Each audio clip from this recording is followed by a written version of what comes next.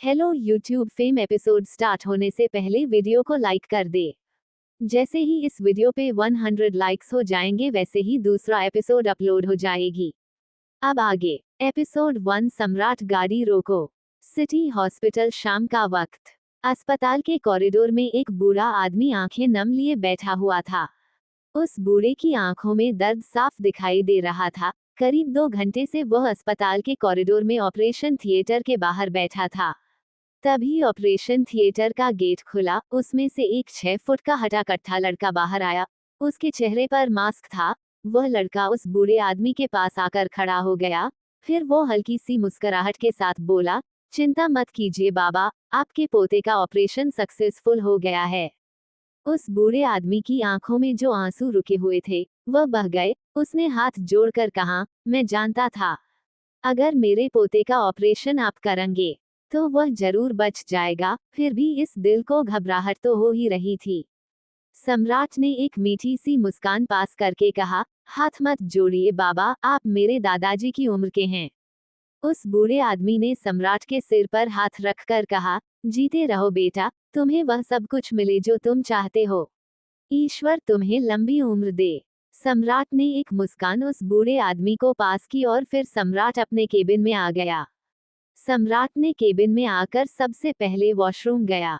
सम्राट वॉशरूम में नहा रहा था और बाहर उसका इकलौता दोस्त युवराज वॉशरूम का गेट बजा रहा था। करीब 5 फुट 11 इंच की हाइट, देखने में हैंडसम, सम्राट का बचपन का दोस्त, हमेशा ही सम्राट के साथ रहता है, एक सक्सेसफुल साइकियाट्रिस्ट है। सिर्फ 25 साल की उम्र में युवराज ने खुद को मेडिकल वर्ल्ड में साबित कर दिया था। सम्राट ने इरिटेट होकर कहा, अबे युवराज 2 घड़ी तो रुक जा, अभी अभी सर्जरी करके आया हूँ, कम से कम फ्रेश तो होने दे। युवराज वॉशरूम के गेट के बाहर खड़ा होकर बोला, भाई शायद तू भूल गया, कल अमावस है और तुझे आज अपनी पुश्तैनी हवेली जाना है। मैं तो बस तुझे याद दिलाने आया था।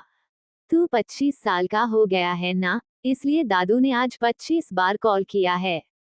युवराज की बात सुनकर सम्राट ने अपने बदन पर टॉवल लपेटा और वॉशरूम का गेट खोला।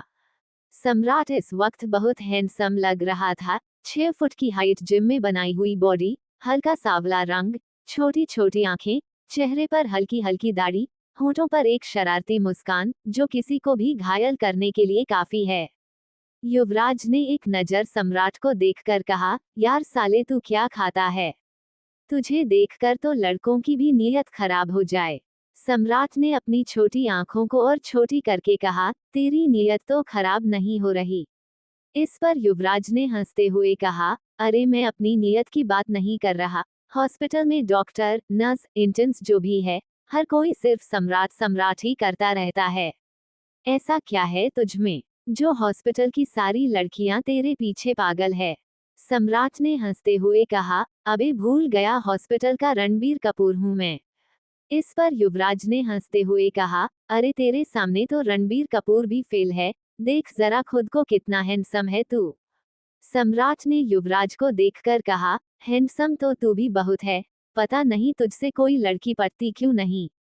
इस पर युवराज ने कहा, लगता है मुझे तो किसी आत्मा को ही पटाना पड़ेगा, क्योंकि जिंदा लड़की तो मुझसे पटेगी नहीं। सम्राट ने टॉवल से अपने बाल पोंछते हुए कहा, भाई तुझसे आत्मा भी नहीं पटेगी, क्योंकि आत्मा नाम की कोई चीज नहीं होती। इस पर युवराज हंसते हुए बोला, देख मैं जानता हूँ, तू भूत प्रेत आत्मा पर विश्वास नहीं करता, लेकिन कुछ चीज तो होती है, जिसे मेडिकल साइंस भी मानती है। युवराज फिर एक गहरी सांस लेकर बोला, मैं और तुम इस बात पर कभी अग्री नहीं होते, एक यही टॉपिक है जिसमें हम दोनों की राय अलग अलग है। सम्राट ने कबर्ड में से अपने कपड़े निकाले और वॉशरूम की तरफ जाते हुए कहा, मैं रेडी होकर आता हूँ, फिर चलते हैं, इस टॉपिक पर बाकी बातें बाद में कर लेंगे। अगले ही पल सम्राट ड्राइव कर रहा था और युवराज उसकी बराबर में बैठा था, दोनों के बीच खामोशी थी। 4 घंटे बाद, 4 घंटा ड्राइव करने के बाद सम्राट ने गाड़ी एक हाईवे के ढाबे पर रोकी। दोनों ढाबे के अंदर गए, दोनों ने खाना ऑर्डर किया और खाना खाते हुए बात करने लगे। युवराज ने कहा, यार सम्राट समझ नहीं आता, दादू तुझे हर अमावस को हवेली क्यों बुलाते हैं। मैंने दादू से, दादी से, दोनों से पूछने की कोशिश की, लेकिन वह मुझे सही सही जवाब देते ही नहीं, पता नहीं क्यों। मुझे तो कुछ गड़बड़ लगती है। इस पर सम्राट ने कहा, पता तो मुझे भी नहीं है, पहले मुझे हवेली बुलाएंगे, फिर मेरे सामने नम आंखों से बैठ जाएंगे, फिर मेरे साथ इमोशनल अत्याचार करेंगे, फिर सुबह सुबह मेरे साथ पूजा करेंगे, पूजा भी इतनी लंबी जो 4-6 घंटे तक चलती है। यार युवराज सच बताऊं, मेरा मन नहीं करता हवेली जाने का। इस पर युवराज ने हंसते हुए कहा, हाँ यार तेरी हवेली है भी तो जंगलों में, आसपास 2-4 छोटे छोटे गांव हैं, बाकी तो जंगल ही है। वही तो, मुझे समझ नहीं आता, दादू दादी उस हवेली में रहते ही क्यों हैं? कितनी बार कहा है उन्हें कि मेरे साथ दिल्ली आ जाए। हम यहाँ अपने विला में रहते हैं, पूजा तो यहाँ भी हो जाएगी, लेकिन दादू मानते ही नहीं, इमोशनल ब्लैकमेल करके पिछले 10 साल से मुझे वहीं बुला रहे हैं। दोनों के बीच थोड़ी बहुत बात हुई और फिर वह ढाबे से निकल गए। सम्राट ड्राइव कर रहा था और युवराज की आंख लग गई। रात हो गई थी। सम्राट को अभी 3 घंटे और ड्राइव करना था। जंगल का रास्ता शुरू हो गया था। युवराज को तो थोड़ा बहुत डर लगता भी था, लेकिन सम्राट बहुत निडर था। सम्राट ड्राइव करते करते थकने लगा था। वो पिछले 6 घंटे से ड्राइव कर रहा था। 1 घंटा और ड्राइव करने के बाद पुश्तैनी हवेली पहुंच जाते। जंगल का रास्ता, हवाएं चल रही थी, सड़क पर कोई नहीं था। अगर इस वक्त युवराज ड्राइव करता हो तो डेफिनेटली वह थोड़ा सा डर जाता। लेकिन सम्राट, उसे तो जैसे निडरता का वरदान प्राप्त था।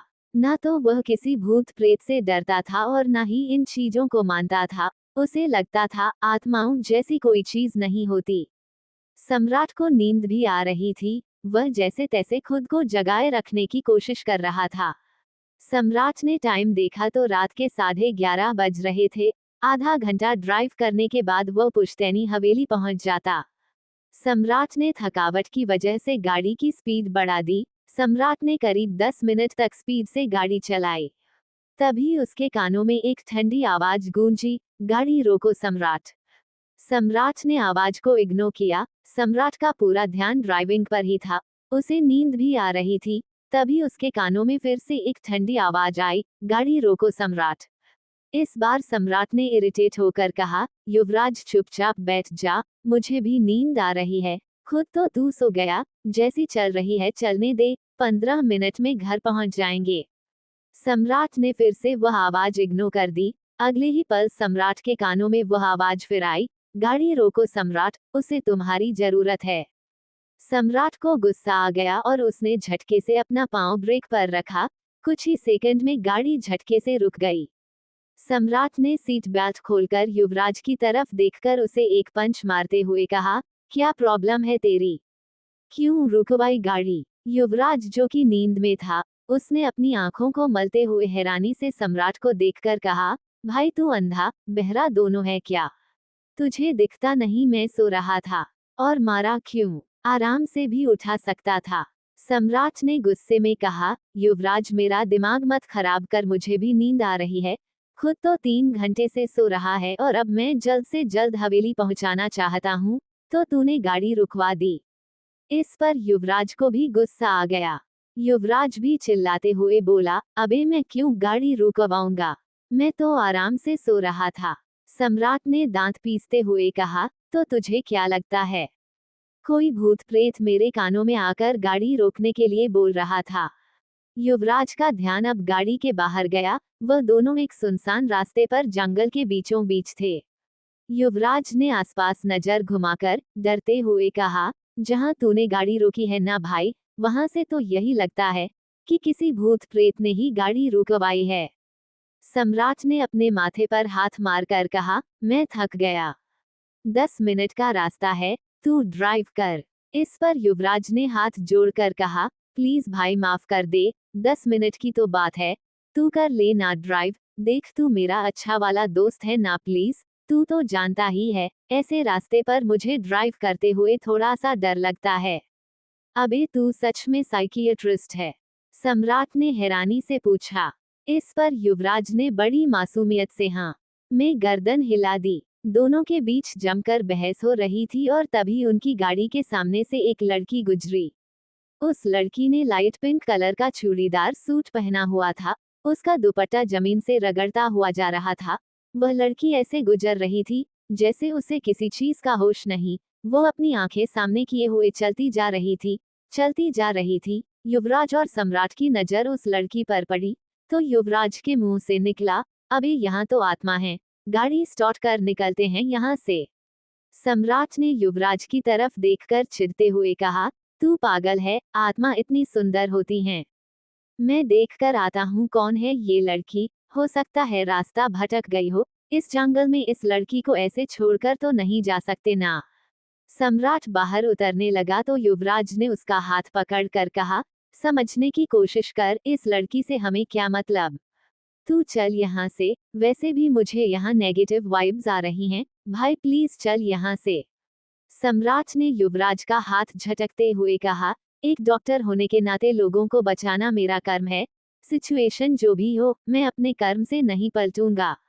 युवराज बोला, अबे जिंदा ही नहीं रहेंगे तो कर्म का क्या घंटा बजाएगा। सम्राट गाड़ी में से उतरता हुआ बोला, तुझसे तो बात करना ही बेकार है।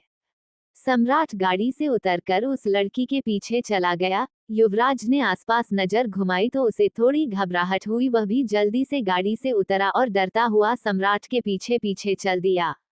वो लड़की बेसुध सी होकर चले जा रही थी, उसे होश नहीं था कि वो कहाँ जा रही है। सम्राट ने उस लड़की को आवाज देते हुए कहा, ए लड़की सुनो, कौन हो तुम? यहाँ जंगल में क्या कर रही हो? क्या तुम रास्ता भटक गई हो? चलो मुझे बताओ कहाँ जाना है, मैं छोड़ देता हूँ। लड़की तुम सुन भी रही हो मैं क्या कह रहा हूँ? देखो यहाँ से गांव कुछ ही किलोमीटर की दूरी पर है, चलो मैं तुम्हें छोड़ देता हूँ। उस लड़की ने सम्राट की बात सुनी ही नहीं, वो तो बेसुध सी चलती जा रही थी, चलती जा रही थी। सम्राट ने नोटिस किया कि वह लड़की एक कुएं की तरफ बढ़ रही है। वह कुआं जंगल के बीचों बीच था, आसपास खाली जगह थी। सम्राट को समझते देर नहीं लगी कि यह लड़की सुसाइड करने जा रही है। सम्राट तेज तेज कदमों से उस लड़की की तरफ जाने लगा, लेकिन वह लड़की तो रुकने का नाम ही नहीं ले रही थी और न ही वह पलटकर सम्राट की बातों का जवाब दे रही थी। सम्राट तेज तेज चल रहा था और तभी सम्राट के कानों में एक और आवाज सुनाई दी, जल्दी करो वरना वो भी कुएं में कूद जाएगी। आखिर कौन थी वो लड़की और क्यों जा रही थी वो आत्महत्या करने? किस पूजा के लिए सम्राट हर महीने अमावस की रात हवेली जाया करता था? एपिसोड 2, ये लड़की चोरनी है। उस लड़की ने सम्राट की बात सुनी ही नहीं, वह तो बेसुध सी चलती जा रही थी, चलती जा रही थी। सम्राट ने नोटिस किया कि वह लड़की एक कुएं की तरफ बढ़ रही है। वह कुआं जंगल के बीचों बीच था, आसपास खाली जगह थी। सम्राट को समझते देर नहीं लगी कि यह लड़की सुसाइड करने जा रही है। सम्राट तेज तेज कदमों से उस लड़की की तरफ जाने लगा, लेकिन वह लड़की तो रुकने का नाम ही नहीं ले रही थी, ना ही वह रुक रही थी और ना ही वह पलटकर सम्राट की बातों का जवाब दे रही थी। सम्राट तेज तेज चल रहा था और तभी सम्राट के कानों में एक और आवाज सुनाई दी, जल्दी करो वरना वो भी कुएं में कूद जाएगी। अब आगे सम्राट ने इस बार भी आवाज की ओर ध्यान नहीं दिया बल्कि इरिटेट होकर बोला, अंडरस्को युवराज में जा तो रहा हूँ, वो मेरी बात नहीं सुन रही तो क्या करूं, इसे तो मरने का कुछ ज्यादा ही शौक है। सम्राट ने फिर से उस लड़की को कहा, अंडरस्को, ए लड़की तुमसे बात कर रहा हूँ, सुनाई नहीं देता? मरने का इरादा है, रुक जाओ मेरी बात सुनो। लेकिन वो लड़की तो रुकने का नाम ही नहीं ले रही थी, बस बेसुध सी उस कुएं की तरफ चलती जा रही थी। इस बार सम्राट ने अपने कदमों की स्पीड तेज की, क्योंकि वो लड़की कुएं से 4 कदम ही दूर थी। वो लड़की कुएं के बिल्कुल नजदीक पहुंच गई। कुएं की हाइट ज्यादा नहीं थी। उस लड़की ने अपना एक पैर उठाया और कुएं की बाउंड्री पर रख दिया। ये देखकर सम्राट की आंखें ऑलमोस्ट बाहर आ गई। सम्राट ने फिर से चिल्लाते हुए कहा, अंडरस्को, ए लड़की, मैं इतनी देर से तुम्हें बुला रहा हूँ, सुनाई नहीं देत? मरने से प्रॉब्लम सॉल्व नहीं होती, उतरो वहां से। लेकिन लड़की ने तो दूसरा पैर भी कुएं की बाउंड्री पर रख दिया। जैसे ही वो कुएं में जंप लगाने के लिए हुई, सम्राट ने उस लड़की की कलाई पकड़ ली और उसे खींच लिया। लड़की अपना बैलेंस नहीं बना पाई और सीधा सम्राट के ऊपर गिर पड़ी। सम्राट इस वक्त नीचे था और लड़की बिल्कुल उसके ऊपर। वो लड़की गिरते ही बेहोश हो गई। सम्राट ने अभी उसका चेहरा ठीक से नहीं देखा था। सम्राट ने करवट लेकर उस लड़की को साइड किया और उसके चेहरे से उसके बाल हटाए। वो लड़की बहुत खूबसूरत थी। ऐसा लग रहा था जैसे वो इस दुनिया की है ही नहीं। सुंदरता में वो उर्वशी, मेनका, रंभा सभी अप्सराओं को मात दे रही थी। 5 फुट 4 इंच हाइट, चेहरे पर मासूमियत, मुश्किल से 17-18 साल की उम्र होगी, बॉडी मॉडल से भी ज्यादा परफेक्ट। सम्राट की नजर उस लड़की पर ही टिक गई। सम्राट उस लड़की को ही देखता रहा। उसे तो सुध ही नहीं रही कि वो उस लड़की को कैसे निहार रहा है। तभी युवराज उसके पास आकर बोला, अंडस्को, अबे कौन है ये लड़की? युवराज की आवाज जब सम्राट के कानों में पड़ी तब वो अपने होश में आया। सम्राट उस लड़की से दूर हुआ और अगले ही पल उसने उसे अपने गोद में उठा लिया। सम्राट ने युवराज को देखकर कहा, अंडस्को, अरे मुझे क्या पता कौन है। कुएं में कूदने जा रही थी, मैंने बचा लिया, लेकिन ये बेहोश हो गई है। समझ नहीं आता इतनी रात को जंगल में अकेले क्या कर रही थी, लेकिन लड़की बड़ी डेयरिंग है, डरी भी नहीं। युवराज को आसपास अच्छा महसूस नहीं हो रहा था। एक तो वो पहले ही उस सुनसान सी जगह को देखकर अंदर ही अंदर डर महसूस कर रहा था, ऊपर से वहां इस तरह किसी लड़की को देखकर उसे और ज्यादा डर लग रहा था। युवराज ने फिर सम्राट को देखकर कहा, अंडस्को, सम्राट, यहाँ से निकलते हैं। यार यह कोई जगह है, यहाँ देखकर तो ऐसा लग रहा है पता नहीं कहाँ से कोई भूत निकल कर आ जाए। तू चल यार, जल्दी हवेली चल। सम्राट आगे आगे चल रहा था और युवराज उसके पीछे पीछे। दोनों ही अपनी गाड़ी से काफी दूर निकल आए थे। दोनों को चलते चलते 10 मिनट हो गए थे, लेकिन वो अभी गाड़ी तक नहीं पहुंचे थे।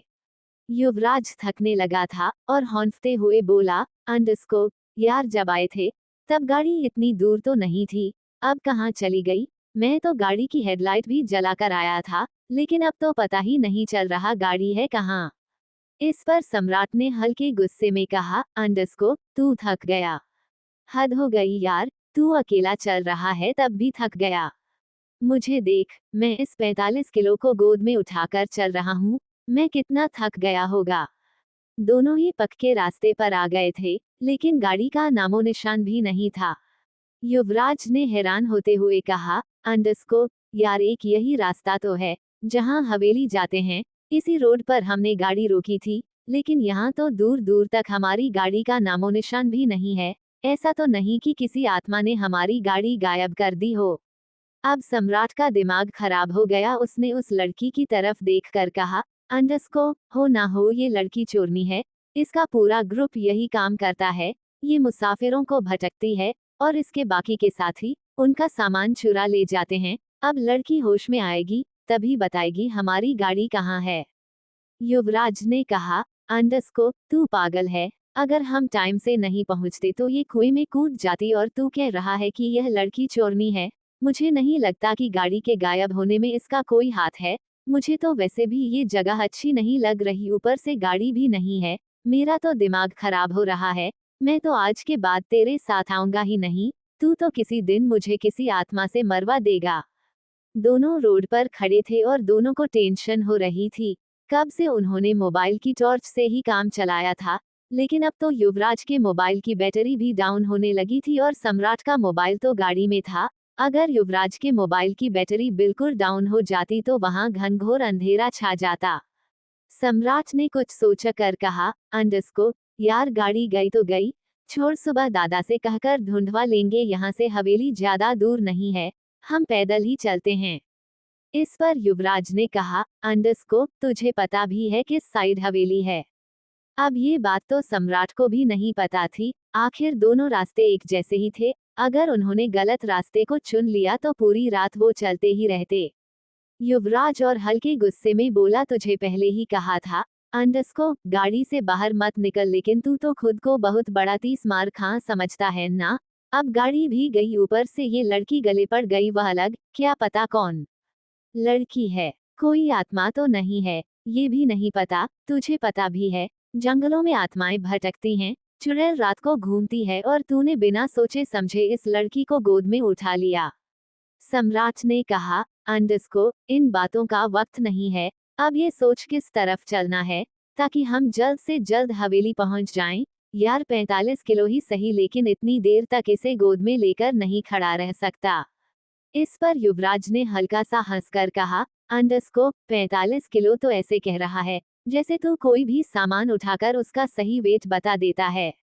सम्राट ने युवराज की बात इग्नोर की और आसपास नजर घूमने लगा ताकि उसे पता चल जाए कि किस रास्ते जाना है। दोनों को सोच ही रहे थे, तभी उन्होंने अपने पीछे किसी की प्रेजेंस फील की। युवराज की तो हालत खराब हो गई, जबकि सम्राट को गुस्सा आ गया। सम्राट ने सोचा हो ना हो पीछे इस चोरनी के साथी ही होंगे, और अगर ऐसा हुआ तो आज वह सम्राट से बच नहीं सकते। सम्राट ने ज्यादा महसूस नहीं किया, लेकिन युवराज को ऐसा लग रहा था जैसे उसके पीछे कोई बहुत बड़ा दानव खड़ा हो या बहुत बड़ा जानवर। युवराज और सम्राट दोनों ने पीछे झटके से पलटकर देखा तो दोनों की आंखें खुल गई। उन्हें अपनी आंखों पर यकीन नहीं था। सम्राट ने गुस्से में कहा, अंडरस्को सक्षम तुम यहाँ क्या कर रहे हो?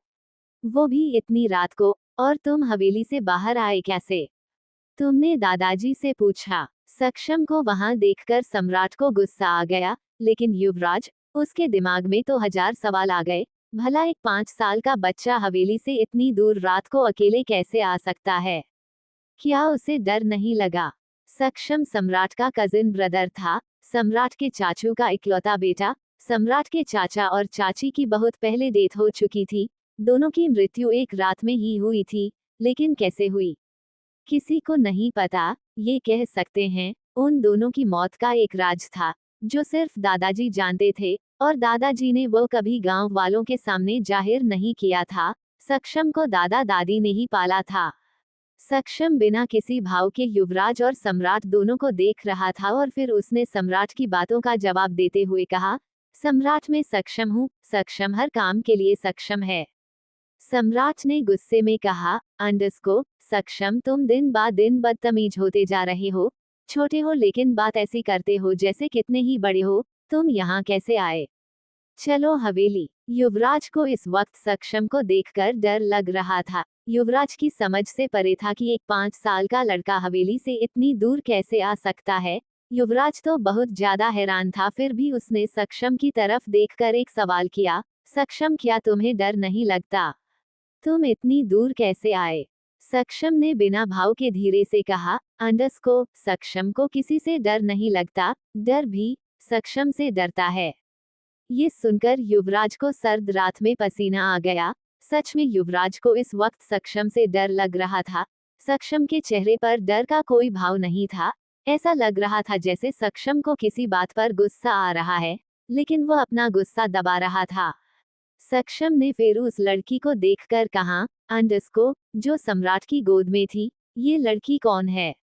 सम्राट और तुमने इसे बचाया क्यों? सम्राट कुछ बोलता उससे पहले युवराज ने कहा, अंडरस्को तुम्हें कैसे पता कि हमने इस लड़की को बचाया है? मैं तुम दोनों को दूर से देख रहा था। जब ये लड़की कुएं में कूदने जा रही थी तो सम्राट ने इसका हाथ पकड़कर खींच लिया और इसे बचा लिया। लेकिन कब तक बचाओगे? एक न एक दिन तो ये लड़की अपनी जान दे देगी। इस पर सम्राट ने गुस्से में कहा, अंडरस्को सक्षम तुम अपनी जुबान पर कंट्रोल करना सीखो। 5 साल के हो नहीं और बातें ऐसी करते हो जैसे कितने ही बड़े हो गए हो। किसी की मौत और जिंदगी सिर्फ भगवान के हाथ में है, इंसान के हाथ में नहीं। अगर भगवान चाहेगा तो इस लड़की को कुछ नहीं होगा, समझे तुम? कुछ लोगों की जिंदगी भगवान के हाथ में भी नहीं होती, कुछ लोगों की जिंदगी तो शैतानों के हाथ में होती है। तुम इस लड़की को ज्यादा दिन तक नहीं बचा पाओगे। इस लड़की के नसीब में मौत लिख दी गई है, और बहुत जल्दी ये लड़की मर जाएगी। सम्राट को सक्षम की बातों पर बहुत ज्यादा गुस्सा आता था। सक्षम हमेशा से ही ऐसी बहकी बहकी बातें करता था। सम्राट ने कई बार दादू से सक्षम को एक साइकियाट्रिस्ट को दिखाने की बात कही थी, लेकिन दादू हर बार टाल जाते थे। सम्राट गुस्से में कुछ बोलता उससे पहले युवराज ने पूछा, अंडरस्को तुम्हें कैसे पता ये लड़की बहुत जल्दी मर जाएगी? तुम कहीं के ज्योतिषी हो या तुम्हें भविष्य देखना आता है? सक्षम तुम बहुत छोटे हो और छोटे बच्चे ऐसी बातें नहीं करते। युवराज की बात सुनकर सक्षम को गुस्सा आ गया। उसकी आंखें लाल हो गई। सक्षम को देखकर लग रहा था कि वो इस वक्त अपने गुस्से को दबा रहा है। सक्षम की नजर युवराज और सम्राट को घूर रही थी और तभी पीछे से उसे एक परछाई दिखाई दी। उस परछाई को देखकर सक्षम का गुस्सा दोगुना हो गया। क्यों कर रहा है सक्षम उस लड़की के मरने का ऐलान? आखिर क्या है सक्षम का रहस्य? एपिसोड 3। ये लड़की इस हवेली में नहीं आएगी। सम्राट को सक्षम की बातों पर बहुत ज्यादा गुस्सा आता था। सक्षम हमेशा से ही ऐसी बहकी बहकी बातें करता था। सम्राट ने कई बार दादू से सक्षम को एक साइकियाट्रिस्ट को दिखाने की बात कही थी, लेकिन दादू हर बार टाल जाते थे। सम्राट गुस्से में कुछ बोलता है, उससे पहले युवराज ने पूछा, अंडरस्कोप, तुम्हें कैसे पता ये लड़की बहुत जल्दी मर जाएगी? तुम कहीं के ज्योतिषी हो या तुम्हें भविष्य देखना आता है? सक्षम, तुम बहुत छोटे हो और छोटे बच्चे ऐसी बातें नहीं करते। युवराज की बात सुनकर सक्षम को गुस्सा आ गया। उसकी आंखें लाल हो गई। सक्षम को देखकर लग रहा था कि वह इस वक्त अपने गुस्से को दबा रहा है। सक्षम की नजर युवराज और सम्राट को घूर रही थी और तभी पीछे से उसे एक परछाई दिखाई दी। उस परछाई को देखकर सक्षम का गुस्सा दोगुना हो गया। फ्लैट आगे वो परछाई कुछ देर सक्षम के सामने खड़ी रही और फिर एकदम से हवा में खो गई। और तभी युवराज ने कहा, अंडरस्कोप, सक्षम, अब हमें बताओ, इन दोनों रास्तों में से हवेली किस तरफ है? सक्षम ने घूरकर युवराज को देखा और युवराज एक सेकंड के लिए डर गया। पता नहीं क्यों, लेकिन युवराज को सक्षम में कुछ गड़बड़ लग रही थी। युवराज ने मन ही मन ठान लिया था कि वो हवेली जाते ही सबसे पहले सक्षम को हिप्नोटाइज करेगा, ताकि जान सके कि आखिर सक्षम के दिमाग में चल क्या रहा है। सक्षम ने एक रास्ते की तरफ इशारा करते हुए कहा, अंडरस्कोप, इस तरफ जाना है। सक्षम आगे आगे चल रहा था, युवराज और सम्राट उससे 3 कदम पीछे। युवराज अभी बहुत हैरान था कि सिर्फ 5 साल का बच्चा हवेली से निकलकर इस जंगल में कैसे आ सकता है। उसके सवालों का जवाब तो अब सक्षम को हिप्नोटाइज करके ही मिलता। युवराज ने धीरे से सम्राट के कान में कहा, अंडरस्कोप, अगर तू परमिशन दे तो मैं सक्षम को हिप्नोटाइज करना चाहता हूँ। सम्राट को वह लड़की बहुत भारी लग रही थी क्योंकि सम्राट बहुत देर से उस लड़की को गोद में लिए घूम रहा था। सम्राट ने इरिटेट होकर कहा, अंडरस्कोप, जो करना है कर ले। अगर तेरे हिप्नोटाइज करने से ये ठीक होता है तो इसे ठीक कर दे। समझ ले, ये तेरा एक पेशेंट है जिसे तुझे ठीक करना है। सक्षम आगे आगे चलता हुआ हल्का सा मुस्कुरा रहा था, जैसे वह युवराज और सम्राट की बात का मजाक उड़ा रहा हो।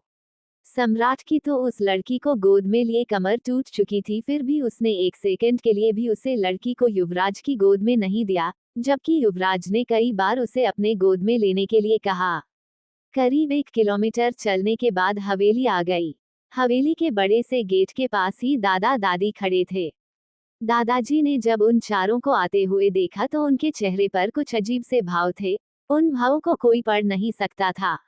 जैसे ही वह चारों दादा दादी के पास आए, दादी के मुंह से निकला, सम्राट, ये लड़की कौन है? तेरी कोई दोस्त है? सम्राट ने नामे गर्दन हिलाते हुए प्राउडली कहा, अंडरस्कोप, नहीं दादी, जंगल में सुसाइड करने जा रही थी, हमने बचा लिया। दादी ने उस लड़की की शक्ल देखी। दादी के चेहरे के भाव बदल गए, उनके चेहरे पर हैरानी के भाव आ गए। दादी ने फिर दादाजी को देखकर कहा, अंडरस्कोप, सम्राट के दादाजी, ये लड़की तो मुझे गांव में रहने वाले कुम्हार हरिया की बेटी लगती है। दादाजी ने भी जब उसे लड़की की शक्ल को ध्यान से देखा तो उनके चेहरे पर भी हैरानी के भाव आ गए। दादाजी ने सम्राट को देखकर कहा, अंडरस्कोप, ये लड़की इस हवेली में नहीं आएगी, तुम अभी के अभी इसके घर छोड़कर आओ। सम्राट ने हल्के गुस्से में कहा, अंडरस्कोप, दादाजी, मैं इस लड़की को पिछले आधे घंटे से गोद में लिए कर घूम रहा हूँ, अब और 1 सेकंड इस लड़की को लेकर नहीं चल सकता, इसे अभी यहीं रहने देते हैं, सुबह में इसके घर छोड़ आऊंगा। सम्राट ने इतना कहकर अपना पहला कदम बढ़ाया तो दादाजी उसके आगे आ गए और बोले, अंडरस्कोप, मैंने कहा ना सम्राट, ये लड़की इस घर में नहीं आएगी, तो मतलब ये लड़की इस घर में नहीं आएगी। इसे अभी के अभी इसके गांव छोड़कर आओ, गांव यहाँ से ज्यादा दूर नहीं है। सम्राट बुरी तरह इरिटेट हो गया। सम्राट ने कहा, पहले आप मुझे रीजन बताइए कि यह लड़की यहाँ क्यों नहीं आएगी। दादी ने फिलहाल सम्राट की बातों का जवाब देते हुए कहा, अंडरस्कोप, तुम नहीं समझोगे, इस लड़की को हम हवेली के अंदर नहीं ला सकते, तुम इसे अभी के अभी गांव छोड़कर आओ। अब सम्राट गुस्से में बोला, अंडस्को, मैं सब समझता हूँ। आपने अभी कहा कि एक कुम्हार की बेटी है, और आप ठहरे ऊंची जाति वाले। एक कुम्हार की बेटी आपके घर की दहलीज नहीं चढ़ेगी, इसलिए आप इसे घर में नहीं लाना चाहते। आप आज भी पुरानी सोच के साथ जी रहे हैं। सक्षम, जो उन सब की बातें सुन रहा था, उसके चेहरे पर एक अजीब सी मुस्कुराहट थी, जैसे वह मन ही मन किसी जीत का जश्न मना रहा हो। दादाजी ने इस बात का फायदा उठाते हुए कहा, अंडस्को, अगर मैं तुम्हें कहूँ कि मैं तुम्हारी शादी एक कुम्हार की बेटी से तय कर दी है, तब तुम क्या करोगे? तब भी क्या तुम्हारा यही जवाब होगा? तब भी तुम्हें यही लगेगा कि हम एक पुरानी सोच के साथ जी रहे हैं? इस पर सम्राट को हल्की सी हंसी आ गई। सम्राट हंसता हुआ बोला, अंडस्को, देखो दादाजी, मैं इस लड़की को आप जहां कहेंगे वहां छोड़कर आ जाऊंगा, लेकिन प्लीज ये मत कहना कि आपने मेरी कोई शादी वादी फिक्स कर दी है। मैं कोई शादी वादी नहीं करने वाला, कम से कम 4 साल तो बिल्कुल भी नहीं। इतना कहकर उसने युवराज की तरफ देखकर इशारा किया और युवराज हवेली के अंदर जाकर एक गाड़ी निकाल कर ले आया। सम्राट ने लड़की को गाड़ी की बैक सीट पर बैठाया। फिर युवराज को देखकर कहा, अंडस्को, जहां दादाजी कह रहे हैं इस लड़की को छोड़कर आ जाओ। युवराज ने कहा, अंडस्को, भाई, इतनी अंधेरी रात में मैं अकेला कहीं नहीं जाने वाला। वैसे भी ये लड़की मुझे भूतनी लग रही है। तू मुझे इस भूतनी के साथ अकेला नहीं छोड़ सकता, तू भी मेरे साथ चल। क्या मुसीबत है? इतना कहकर सम्राट भी गाड़ी में बैठ गया। युवराज ने गाड़ी स्टार्ट कर दी। न जाने क्यों सम्राट फ्रंट मिरर में पीछे बेहोश पड़ी हुई उस लड़की को देख रहा था। न चाहते हुए भी उसकी नजर बार बार उसी पर टिक रही थी। युवराज ने नोटिस कर लिया और बोला, अंडस्को, क्या हुआ? इस लड़की से अट्रैक्शन तो नहीं हो गया? युवराज ने बोला तो सच ही था, लेकिन सम्राट ने युवराज की बात को झटकते हुए कहा, अंडस्को, तू पागल है। तुझे क्या लगता है मैं एक गांव की लड़की से प्यार करूंगा? मुझे कोई अट्रैक्शन नहीं हुआ है। वो तो मैं इसे देखकर सोच रहा था कि इतनी रात को अंधेरे जंगल में ये सुसाइड करने क्यों जा रही थी। इस पर युवराज को भी सक्षम की बातें याद आ गई और युवराज ने कहा, अंडस्को, यार ये लड़की तो फिर भी बड़ी है, लेकिन सक्षम, वो तो बस 5 साल का है। वो इतनी रात को वहां क्या कर रहा था? मैं इस लड़के को हिप्नोटाइज जरूर करूंगा, ताकि मुझे पता तो चले इस लड़के के दिमाग में चल क्या रहा है। इस पर सम्राट ने कहा, अंडस्को, हाँ जरूर, मेरे भाई को ठीक कर दे। वैसे भी वह छोटा सा है, लेकिन बातें ऐसी करता है जैसे कितना ही बड़ा हो गया हो। कुछ ही देर बाद दोनों ने गाड़ी एक घर के बाहर रोक दी। पूरा गांव इस वक्त सुनसान लग रहा था, सबके घर के दरवाजे बंद थे। युवराज ने सम्राट को देखकर कहा, अंडस्को, तुझे पक्का पता है यही घर है? सम्राट ने कहा, अंडस्को, हाँ पता है, हरिया काका को मैं भी जानता हूँ, लेकिन यह नहीं पता था उनकी इतनी बड़ी बेटी भी है। सम्राट गाड़ी से उतरा और एक बड़े से आंगन से होकर एक लकड़ी के गेट तक पहुंचा। उस आंगन में बहुत सारे मटके रखे हुए थे, जिन्हें देखकर साफ पता चल रहा था कि हरिया ने ही उन्हें बनाकर रखा है। सम्राट हरिया के घर के गेट के बाहर खड़ा था।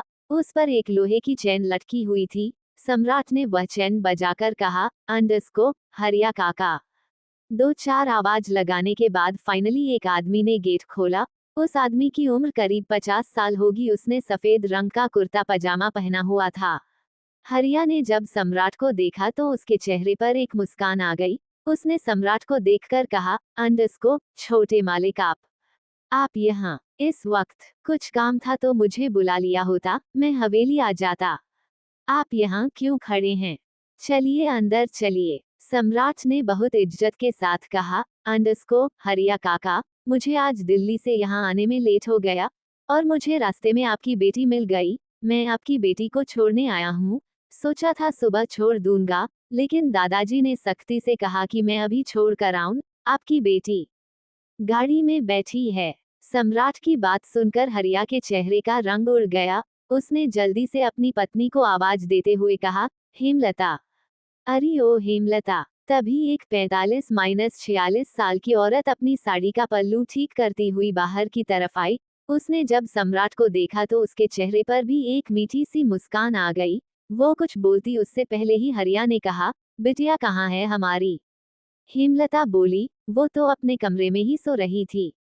हेमलता और हरिया दोनों के चेहरे पर टेंशन के भाव आ गए। हेमलता जल्दी से घर में गई और उसने अपनी बेटी के कमरे को देखा, लेकिन वहां कोई नहीं था। हेमलता जल्दी से बाहर आकर बोली, वहां तो कोई नहीं है। इस पर सम्राट ने कहा, अंडस्को, आपकी बेटी घर के अंदर नहीं मेरी गाड़ी में बैठी है। मुझे समझ नहीं आता वो इतनी रात को इतनी दूर सुसाइड करने क्यों जा रही थी। आप उससे बात कीजिए। अगर उसके दिल में कोई दुख है तो उसे दूर कीजिए, वरना किसी दिन वो अपनी जान ले लेगी। आप अपनी जवान बेटी को खो देंगे। इस पर हरिया और हेमलता दोनों ने हाथ जोड़कर कहा, अंडस्को, नहीं नहीं छोटे मालिक, ऐसा मत कहिए। हमारी तो इकलौती औलाद है, हम अपनी बेटी को खोना नहीं चाहते। अगर आप खोना नहीं चाहते तो अपनी बेटी का ध्यान रखिए, सम्राट बोला। हरिया ने हाथ जोड़कर कहा, अंडस्को, छोटे मालिक, आज के बाद हम अपनी बेटी का पूरा ध्यान रखेंगे। सम्राट आंगन से गुजरता हुआ वापस अपनी गाड़ी के पास आया। उसने अपनी गाड़ी का गेट खोला और उस लड़की को गोद में उठाकर हरिया के पास ले आया। सम्राट ने कहा, अंडस्को, आप मुझे बता दीजिए इस लड़की को कहाँ लिटाना है। मैं लेटा दूंगा। जब इसे होश आएगा तब आप इससे खुलकर बात कीजिएगा। यह अपनी प्रॉब्लम आपको जरूर बताएगी। हेमलता की आंखों में तो अब तक आंसू आ गए थे। हेमलता बोली, अंडस्को, जी छोटे मालिक, हम अपनी बिटिया से जरूर बात करेंगे। सम्राट ने हेमलता के बताए हुए कमरे में उस लड़की को लेटा दिया। सम्राट जब कमरे से बाहर आने लगा तो उसकी नजर उस लड़की के कमरे की दीवारों पर गई। सम्राट हैरानी से उस कमरे की दीवार देखने लगा। फिर सम्राट ने हेमलता से पूछा, अंडस्को काकी, यह सारी पेंटिंग्स आपकी बेटी ने बनाई है? हेमलता ने हाँ में गर्दन हिलाते हुए कहा, अंडस्को, जी छोटे मालिक, वो बहुत अच्छी तस्वीर बनाती है। छोटे मालिक, मेरी बिटिया कभी भी रंगों का इस्तेमाल नहीं करती, बल्कि वो तो फूलों से रंग चुराती है और उसी से यह सारी तस्वीर बनती है। सम्राट ने मुस्कुराकर कहा, वैसे बहुत सुंदर पेंटिंग बनती है आपकी बेटी। हेमलता ने कहा, जी छोटे मालिक। सम्राट कमरे से बाहर आ गया और फिर हरिया की तरफ देखकर बोला, काका चलता हूँ, बहुत थक गया, जाकर हवेली में आराम करूंगा। सुबह फिर दादाजी के साथ पूजा में भी बैठना है। ये सुनकर हरिया के चेहरे के भाव भी हैरानी में बदल गए। फिर भी हरिया ने अपने भाव को छुपाते हुए कहा, अंडस्को, छोटे मालिक थोड़ी देर बैठ जाए, चाय, दूध, लस्सी कुछ पीकर जाए। आप पहली बार हमारे घर आए हैं। इस पर सम्राट ने हंसकर कहा, अंडस्को, पहली बार तो नहीं आया काका, बचपन में कितनी बार आता था, याद नहीं आपको? यही आपके आंगन में बैठकर आपके साथ मिट्टी से खेलता था। आप मुझे छोटे छोटे पॉट बनाना सिखाते थे। क्या युवराज सक्षम को हिप्नोटाइज कर पाएगा? क्या मिल पाएंगी सृष्टि और सम्राट की जीवन रेखाएं? एपिसोड 4, सम्राट की जान पर खतरा।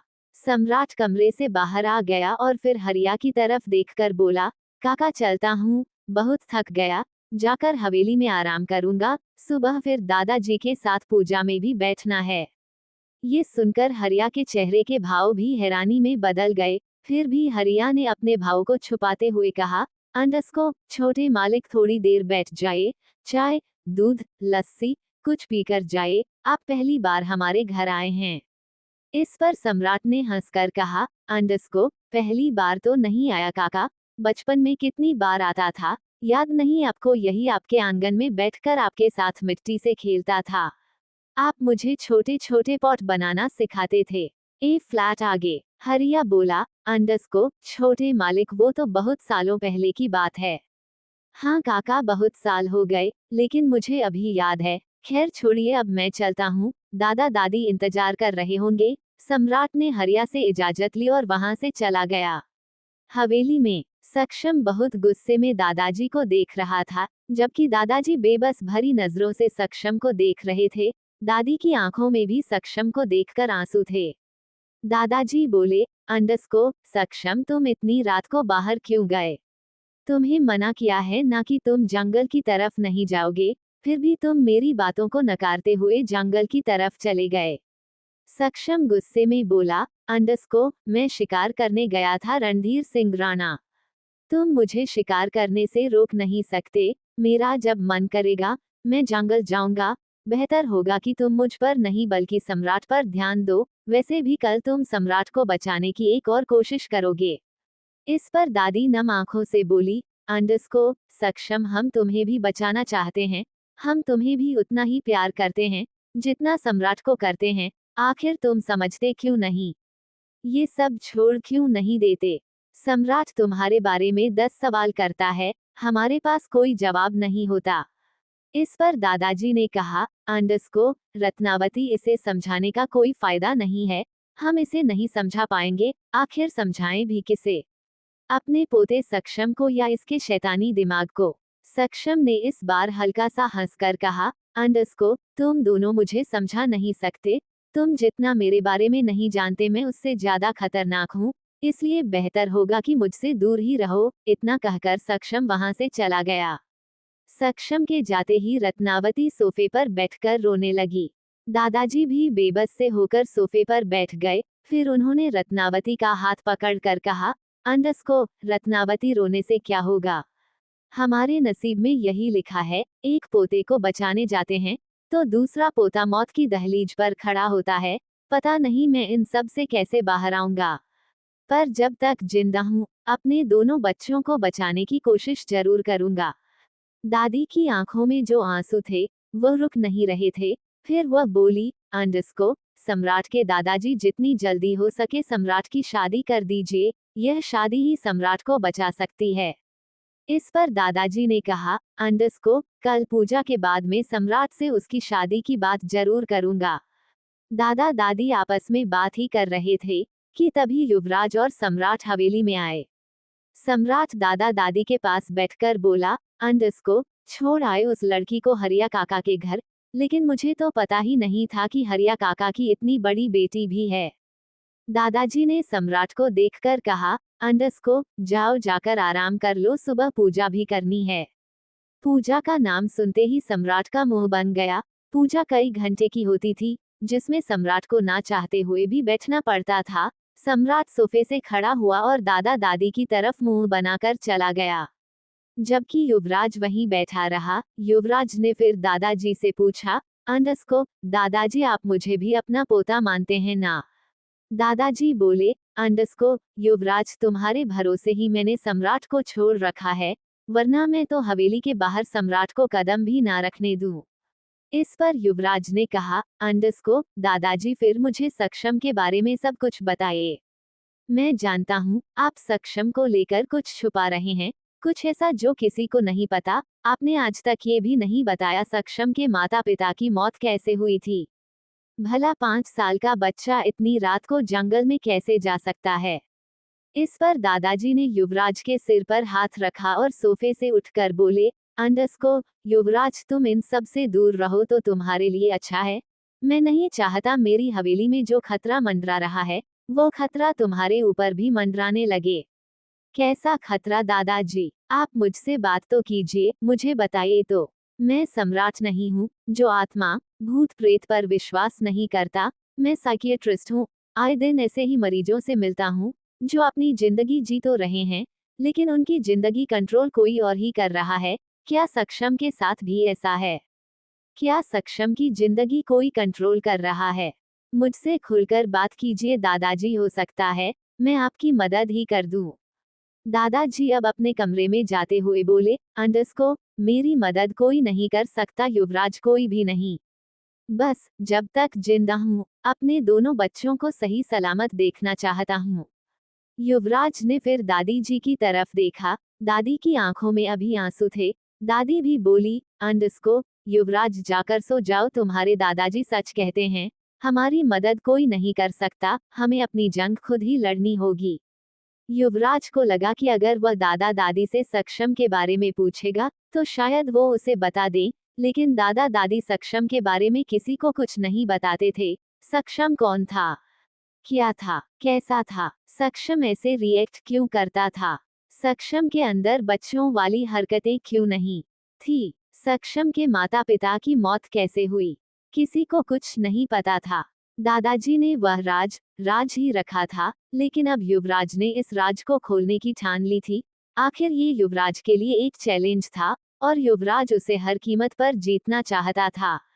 दूसरी तरफ सम्राट बेड पर लेटा था, लेकिन उसे नींद नहीं आ रही थी। वह जब भी आंखें बंद करता, उसे उस लड़की की शक्ल दिखाई देती है। सम्राट बेचैन हो गया। सम्राट बिल्कुल भी उस लड़की को याद नहीं करना चाहता था, लेकिन वह लड़की तो जैसे सम्राट के जहन में बैठ गई थी। सम्राट ने सोने की बहुत कोशिश की, लेकिन उसे नींद नहीं आ रही थी। थक हार कर सम्राट बेड से उठ गया और बालकनी में चला गया। बालकनी में ठंडी ठंडी हवाएं चल रही थी, जो सम्राट को बहुत सुकून दे रही थी, लेकिन सम्राट के दिमाग में अब भी वही लड़की घूम रही थी। सम्राट आंखें बंद करता तो उसे वह लड़की दिखाई देती, आंखें खोलता तो उसका चेहरा उसे अपनी आंखों के सामने नजर आता। सम्राट अब बहुत ज्यादा इरिटेट हो गया था, इसलिए उसने एक नींद की टैबलेट लेने की सोची। सम्राट ने टैबलेट ली और देखा पानी नहीं है। सम्राट नीचे पानी लेने चला गया। इस वक्त हवेली में बहुत अंधेरा था। सम्राट नीचे आया और उसने किचन में से पानी लिया और फिर ऊपर की तरफ जाने लगा। तभी उसने अपने पीछे किसी की प्रेजेंस फील की। सम्राट ने पलटकर देखा, लेकिन वहां कोई नहीं था। सक्षम सम्राट को पिलर के पीछे से देख रहा था। जब भी सम्राट पलटकर देखता, सक्षम पिलर के पीछे छुप जाता। सम्राट को लगा उसका वहम है, इसलिए वो पानी लेकर अपने कमरे में आ गया। फिर उसने टैबलेट ली और थोड़ी देर बाद वो नींद की आगोश में चला गया। अगली सुबह सम्राट ने इस वक्त सफेद धोती पहनी हुई थी। उसकी मस्कुलर बॉडी जिसमें वो बहुत अट्रैक्टिव लग रहा था। सम्राट सीढ़ियों से उतरता हुआ नीचे आ रहा था। तभी सम्राट की नजर हवेली के मैनन गेट पर पड़ी, जहां एक 80 साल का बूढ़ा आदमी खड़ा था। उसने गेरुए रंग का कुर्ता धोती पहन हुआ था। हाथों में एक लाठी थी, गले में रुद्राक्ष की माला। चेहरे पर तेज इतना कि कोई नहीं कह सकता कि वो 80 साल के हैं। उन्हें देखकर सम्राट के चेहरे पर एक मुस्कुराहट आ गई। सम्राट जल्दी जल्दी सीढ़ियों से नीचे आया और उस बूढ़े आदमी के पैर छूकर बोला, अंडस्को, आइए महापुरोहित जी, आप ही का इंतजार हो रहा था। आप तो जानते ही हैं, दादा दादी मिलकर मेरी और आपकी बैंड बजाएंगे। इस पर महापुरोहित जी ने सम्राट के सिर पर हाथ रखकर कहा, अंडस्को, ऐसा नहीं कहते सम्राट, ये तो पूजा होती है। पूजा को कभी अपमानित नहीं करते। पूजा करने से हमारी अंतरात्मा को शक्ति मिलती है और फिर हम अपनी उस शक्ति का इस्तेमाल करते हुए किसी भी बुराई को हरा सकते हैं। सम्राट ने कहा, अंडस्को, नहीं नहीं महापुरोहित जी, मैं पूजा को अपमानित नहीं कर रहा, लेकिन आप खुद ही सोचिए, पूरे 4-5 घंटे मुझे आधा नंगा करके हवन कुंड के सामने बैठा देंगे। ये भी नहीं सोचते उनका नाजुक सा पोता उस अग्नि कुंड की आग में झुलस जाता है। इस पर महापुरोहित जी ने सम्राट के सीने पर हाथ रखा, जहां एक हल्का सा निशान था, ऐसा निशान जो साफ दिखाई नहीं दे रहा था। उस निशान को महापुरोहित जी ने हल्का सा रब करते हुए कहा, अंडस्को, सम्राट इतना नाजुक तो नहीं है कि 4-5 घंटे की पूजा में परेशान हो जाए। तुम परेशान इसीलिए होते हो क्योंकि तुम्हारा ध्यान पूजा में होता ही नहीं है। जिस दिन तुम्हारा ध्यान पूजा में लग जाएगा, उस दिन तुम्हें 4-5 घंटे ज्यादा नहीं लगेंगे। इस पर सम्राट ने हंसते हुए कहा, अंडस्को, इस जन्म में तो ये पॉसिबल नहीं है। महापुरोहित जी, मैं एक सर्जन हूँ, सक्सेसफुल सर्जन। आप खुद ही बताइए, मैं कहाँ पूजा पाठ में विश्वास करता हूँ। वो तो मैं दादा दादी के कहने पर यह पूजा कर लेता हूँ, उनका दिल रखने के लिए यज्ञ में शामिल हो जाता हूँ। महापुरोहित जी ने फिर से एक हल्की सी मुस्कुराहट के साथ कहा, अंडस्को, अगर अपने दादा दादी का दिल रखने के लिए पूजा में शामिल होते हो तो अपने दादा दादी का दिल रखने के लिए पूजा में मन भी लगा लिया करो। सम्राट बोला, अंडस्को, महापुरोहित जी, मुझे तो समझ नहीं आता ये पूजा होती क्यों है। महापुरोहित जी बोले, अंडस्को, सम्राट, ये पूजा इस हवेली में बरसों से चली आ रही है। पिछले 10 सालों से तो ये पूजा मैं ही करवा रहा हूँ। इस पूजा को तोड़ नहीं सकते, ये नियम के खिलाफ होगा। इस पर सम्राट बोला, अंडस्को, और यह नियम कब तक चलेगा? जब तक तुम पूरी तरह से सुरक्षित न हो जाओ, तब तक ये पूजा ऐसे ही चलती रहेगी। महापुरोहित जी बोले। सम्राट ने इरिटेट होकर कहा, अंडस्को, एक तो मुझे दादा दादी यह नहीं बताते कि मुझे हुआ क्या है, ऊपर से आप भी दादाजी की तरह बातें करते हैं। अरे मुझे बताइए तो मुझे सुरक्षित रखना किससे है? महापुरोहित जी बोले, अंडरस्कोर सम्राट तुम्हारे ग्रह बहुत कमजोर है, तुम्हारे कमजोर ग्रह को मजबूत बनाने के लिए पूजा होती है। सम्राट बोला, अंडरस्कोर ऐसा कुछ नहीं होता महापुरोहित जी, दुनिया चांद पर पहुंच गई और आप कहते हैं कि ग्रह मजबूत बनाने हैं। आप भी आजकल की एडवांस दुनिया में जीना सीखिए, दुनिया कहां से कहां पहुंच गई और हम आज भी ग्रहों की पूजा करते हैं। महापुरोहित जी बोले, अंडरस्कोर सम्राट जब इस दुनिया में लोगों को मालूम भी नहीं था कि ग्रह कितने होते हैं, उस वक्त सनातन धर्म में 9 ग्रह की पूजा होती थी। नासा के लोग आज भी सनातन धर्म को पूरी तरह से समझने की कोशिश कर रहे हैं, क्योंकि इस सृष्टि का जुड़ा हुआ हर पहलू सनातन धर्म से ही जुड़ा हुआ है। जो साइंस को आज पता चला है, वो तो सनातन धर्म ने बरसों पहले बता दिया था। सम्राट तुम जितना सनातन धर्म को समझोगे, तुम्हारे ज्ञान में उतनी ही वृद्धि होगी। बड़े अफसोस के साथ कहना पड़ रहा है कि तुम्हारे जैसे कुछ पढ़े लिखे समझदार बच्चे सनातन धर्म को समझना ही नहीं चाहते। इस पर सम्राट ने हंसकर कहा, अंडरस्कोर अच्छा महापुरोहित जी आप मुझे ताना मार रहे हैं। महापुरोहित जी के चेहरे पर एक मीठी सी मुस्कान आ गई। उन्होंने फिर से सम्राट के सिर पर हाथ रखकर कहा, अंडरस्कोर ताना नहीं है सम्राट, तुम्हें समझाने की कोशिश कर रहा हूँ। आखिर क्यों राणा साहब और रत्नावती बेबस हैं सक्षम के सामने? क्या सफल हो पाएगा ये हवन? एपिसोड 5 हवन में विघ्न। इस पर सम्राट ने हंसकर कहा, अंडरस्कोर अच्छा महापुरोहित जी आप मुझे ताना मार रहे हैं। महापुरोहित जी के चेहरे पर एक मीठी सी मुस्कान आ गई। उन्होंने फिर से सम्राट के सिर पर हाथ रखकर कहा, अंडरस्कोर ताना नहीं है सम्राट, तुम्हें समझाने की कोशिश कर रहा हूँ। ए फ्लैट आगे तभी वहां दादाजी आकर बोले, अंडरस्कोर महापुरोहित जी चलिए मैंने हवेली के बाहर पूजा की तैयारी करवा दी है, चलिए चलकर हवन कुंड में अग्नि को प्रज्वलित कीजिए। महापुरोहित जी और सम्राट दोनों ही गार्डन की तरफ आ गए। गार्डन में एक बहुत बड़ा सा हवन कुंड रखा हुआ था। आसपास पूजा की सामग्री रखी हुई थी। महापुरोहित के साथ 5 पंडित जी भी थे, जिनकी उम्र 25-26 साल से ज्यादा की नहीं थी। देखने में तो वह बाउंसर लग रहे थे, लेकिन थे वह महापुरोहित जी के शिष्य ही। उन सभी लड़कों ने गेरुए रंग की धोती पहनी हुई थी और गले में जनेऊ पहना हुआ था। इस वक्त सुबह के 6 बजे बज रहे थे। सूरज की रोशनी अभी तक दिखाई नहीं दे रही थी। महापुरोहित जी हवन कुंड के पास बैठे। उन्होंने इशारों में सम्राट को कुंड के सामने बैठने के लिए कहा। सम्राट भी महापुरोहित जी के बिल्कुल सामने हवन कुंड को हाथ जोड़कर बैठ गया। बाकी के शिष्य महापुरोहित जी के पीछे ही बैठे थे।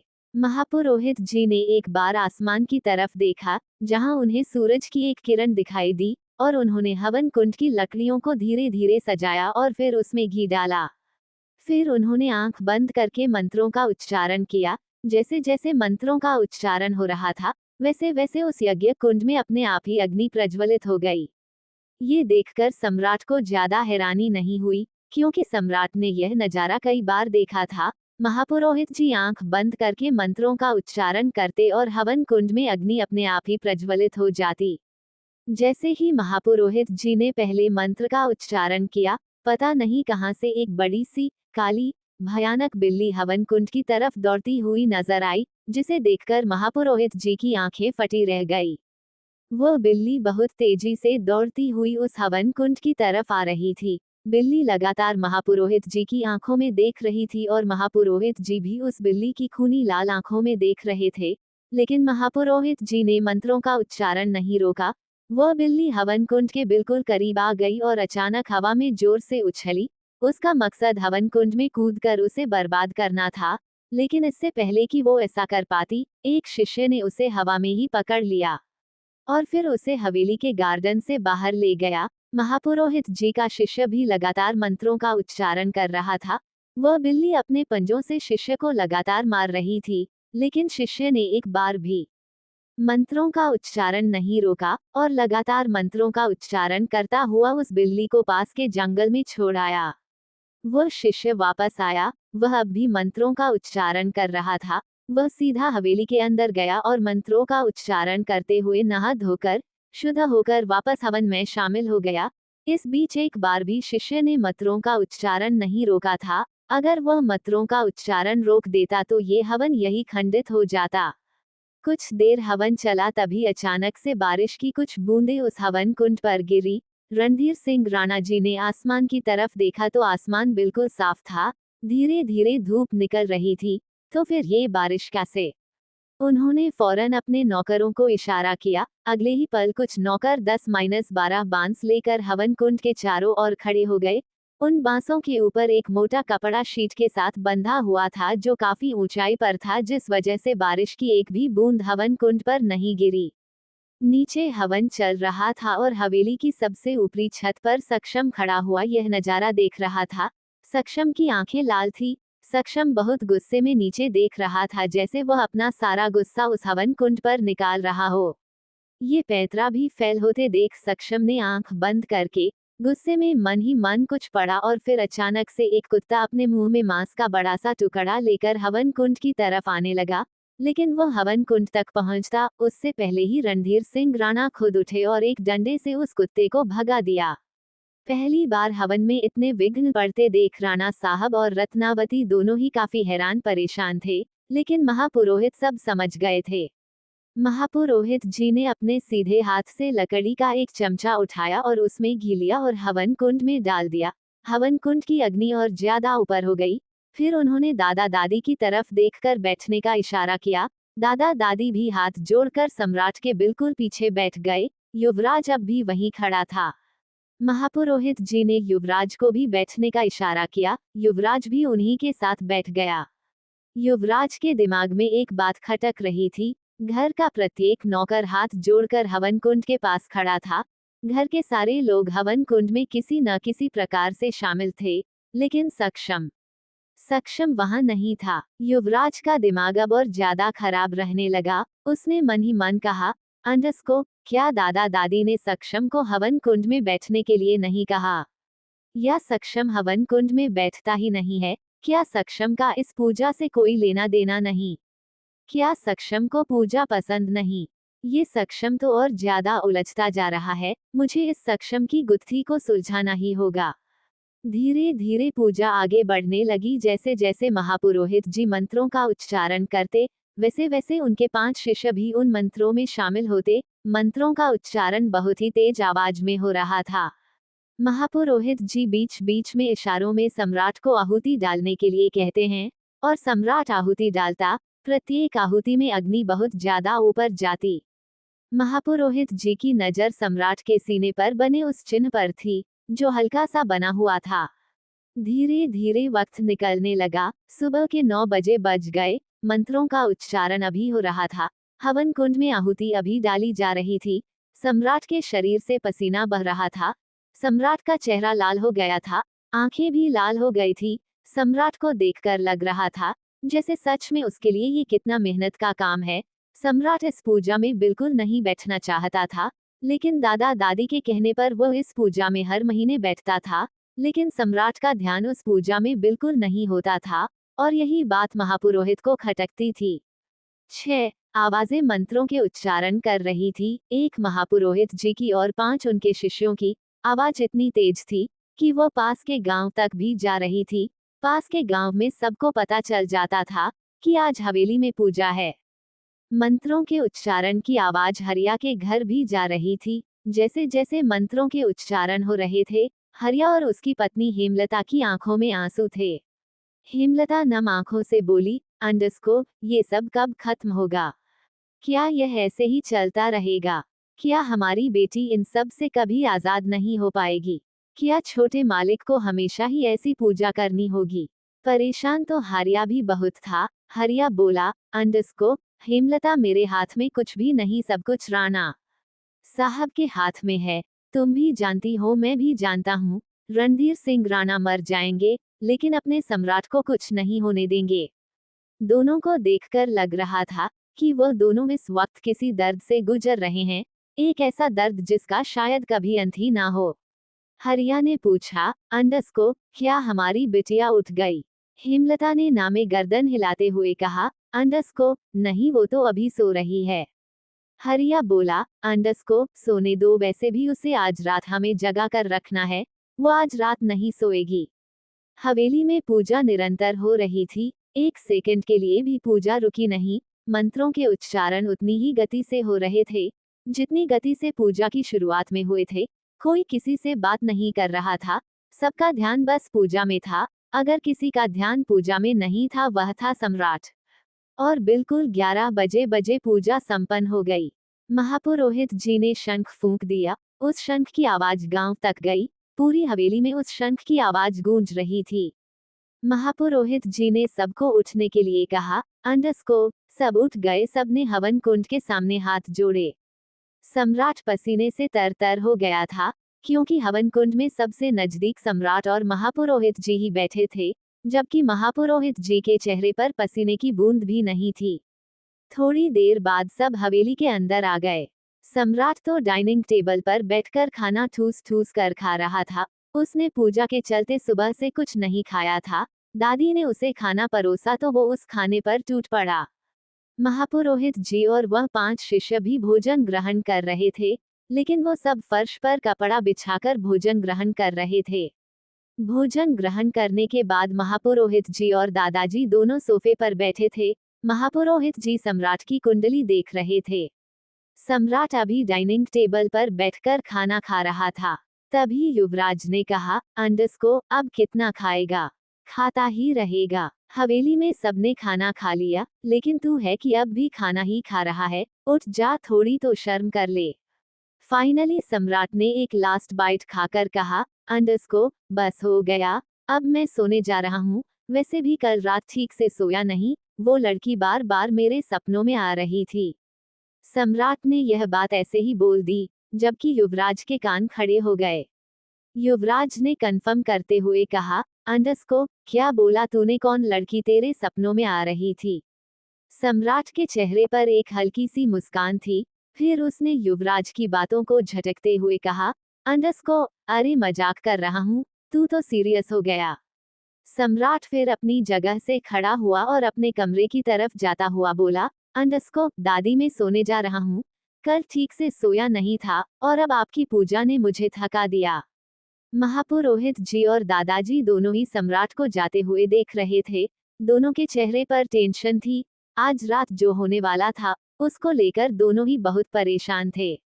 महापुरोहित जी ने कुंडली देखकर दादाजी को कहा, अंडस्को रणधीर सिंह अपने बेटे की शादी जल्द से जल्द उस लड़की से कर दो। जब तक वह लड़की सम्राट के साथ यज्ञ में शामिल नहीं होगी, तब तक सम्राट के शरीर पर बना निशान उभर कर नहीं आएगा। कोशिश कीजिए कि अगली पूजा में वह लड़की सम्राट के बाएं तरफ बैठी हो। सम्राट को आप जबरदस्ती पूजा में बैठा तो सकते हैं, लेकिन उसका मन पूजा में बिल्कुल नहीं होता। उसका मन भटकता रहता है। उसे मन को स्थिर करना होगा, उसे मन को पूजा में लगाना होगा। वो लड़की जब सम्राट के साथ उस पूजा में बैठेगी, तो वह पूरे मन से बैठेगी। अर्धांगिनी होने के नाते उसकी पूजा का आधा पुण्य सम्राट को मिलेगा। रणधीर सिंह महापुरोहित जी की बातें समझ रहे थे। फिर वो बेबस आवाज में बोले, अंडस्को समझ नहीं आता महापुरोहित जी, सम्राट से कैसे कहूँ कि मैं उसकी शादी एक ऐसी लड़की से करना चाहता हूँ जो पढ़ी लिखी नहीं है, एक ऐसी लड़की से करना चाहता हूँ जो कभी गांव से बाहर नहीं गई। कैसे कहूँ सम्राट से कि वह एक ऐसी लड़की से शादी कर ले जो बहुत मासूम है। सम्राट इस शादी के लिए कभी हाँ नहीं करेगा। उसे अपने जैसी कोई पढ़ी लिखी और सेल्फ डिपेंडेंट लड़की चाहिए। इस पर महापुरोहित जी बोले, अंडस्को सम्राट अपनी जगह गलत नहीं है। आखिर वो एक सक्सेसफुल सर्जन है, तो उसे लड़की भी ऐसी ही चाहिए जो उसके साथ कंधे से कंधा मिलाकर चल सके। लेकिन यह उस केस में होता है जहां सब कुछ नॉर्मल हो। आपका पोता नॉर्मल नहीं है। आपको अपने पोते को बचाने के लिए उस लड़की से सम्राट की शादी करनी ही होगी। और सिर्फ शादी ही नहीं, उन दोनों के बीच प्रेम भी होना बहुत जरूरी है। जब तक वह दोनों एक दूसरे को समर्पित नहीं होंगे, ये समस्या ऐसी की ऐसी ही रहेगी। इसका समाधान तभी होगा जब वह लड़की और सम्राट दोनों एक दूसरे को अटूट प्रेम करेंगे। इस पर दादी भी उनके पास आकर बैठ गई और बोली, अंडस्को प्रेम की बात तो बाद में, महापुरोहित जी मुझे तो डर है कि कहीं ये शादी के लिए मना ही ना कर दे। इसकी शादी उस लड़की से कैसे करवाए? ये तो शादी के नाम से भी भागता है, और अगर हम इसे कहेंगे कि हमने इसकी शादी एक गांव की लड़की से तय कर दी, तब तो ये बिल्कुल भी शादी नहीं करेगा। दादाजी ने पूछा, महापुरोहित जी कुछ तो उपाय बताए जिससे सम्राट शादी के लिए तैयार हो जाए। महापुरोहित जी बोले, सम्राट से झूठ बोल दो, सम्राट से कहो उसे यह शादी सिर्फ कुछ महीने ही निभानी है, उसके बाद वो चाहे तो शादी तोड़ सकता है। इस पर दादी हल्की सी हंसकर बोली, महापुरोहित जी वो इस बात के लिए भी नहीं मानेगा, चाहे मेरा पोता जैसा भी हो लेकिन किसी की जिंदगी खराब नहीं करेगा। वो सीधा यही कहेगा कि अगर शादी तोड़नी ही है तो वो यह शादी क्यों करें। महापुरोहित जी ने कहा, रत्नावती जी, झूठ तो आपको बोलना पड़ेगा, झूठ के सहारे ही आप सम्राट और उस लड़की की शादी कर सकते हैं। एक बार उन दोनों की शादी हो गई तो यह समस्या काफी हद तक कम हो जाएगी। रही बात प्रेम की, आप भी जानते हैं और मैं भी जानता हूँ, वो लड़की स्वर्ग की अप्सरा को भी मात देती है, सम्राट के दिल में वो बहुत जल्दी जगह बना लेगी। आप बस किसी तरह उस लड़की को सम्राट की दुल्हन बना दीजिए, बाकी सब कुछ उस भगवान पर छोड़ दीजिए। अगर इस संसार में शैतान है तो भगवान भी है, भगवान पर विश्वास बनाकर चलिए, सब कुछ ठीक होगा। अब मैं चलता हूँ, रात की तैयारी भी करनी है। इतना कहकर महापुरोहित जी उठे और उन्होंने अपने शिष्यों को इशारा किया और फिर वह सब मिलकर हवेली के एक कमरे की तरफ चले गए। क्यों सृष्टि को अमावस्या की रात जगा के रखा जाता है?